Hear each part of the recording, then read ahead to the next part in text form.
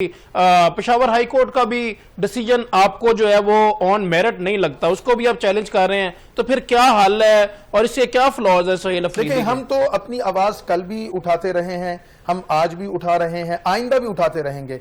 हमें सुहेल अफरीदी हो या अली अमीन गंडापुर हो या कोई और शख्स हो, हमें किसी की शक्ल सूरत या किसी की जात से मसला नहीं है। हमें आइन और कानून के तकाज़ों को पूरा करना है। अगर वो समझते हैं कि उनके पास अक्सरियत मौजूद है, वो प्रोसेस को मुकम्मल करें और उस प्रोसेस के मुताबिक करें।